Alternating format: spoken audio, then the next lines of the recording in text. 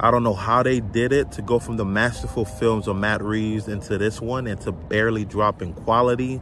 That's astonishing in itself, but I'm saying all that to pretty much say that this was a pretty great film. And what I thought was cool about it is that it felt like it was a different genre from the previous trilogy, which was more of a character study into Caesar. But this go around, the film was more of an adventure action type of movie, and it really helped set it apart from the previous trilogy. And sticking with Caesar, I loved how the lore was used. It was extremely unique and profound in my opinion. And yeah, this is a whole new cast of characters, and yeah, they were very intriguing, especially the main protagonist. His name was Noah. He was, yeah, like I said, very intriguing to say the least. I could see a set of trilogies set with this character. And what I really loved about this film is the duality between the humans and the apes.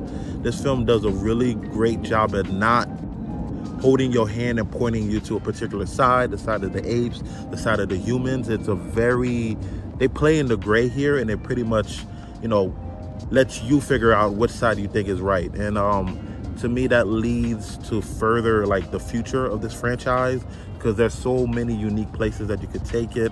How the film ends is ridiculous, absolutely ridiculous. And in my opinion, I honestly thought this franchise was dead, but it's as bright as it's ever been. And speaking about this franchise, one thing that is popularly known about it is that the CGI VFX of it is top notch, and they outdid themselves here. This is probably the best looking film I've seen all year. Yes, including Dune 2 being out, this film kills it. The scale and scope of this movie was absolutely insane in comparison to the previous trilogy, which mainly focused on one character, so you're pretty much stuck with Caesar. But here I felt like it was so much wider and grandiose. It felt like amazing world building. You see this kingdom, the world, in such a vastness. It's really insane in my opinion. It really opens up the opportunities that this franchise could really go to, like I said.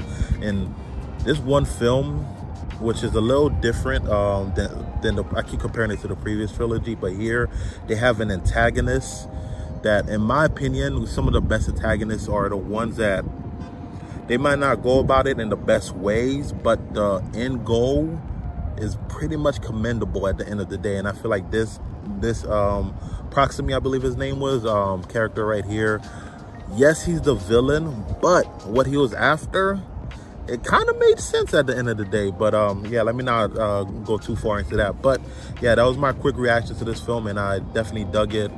Great installment to the franchise, and definitely check it out.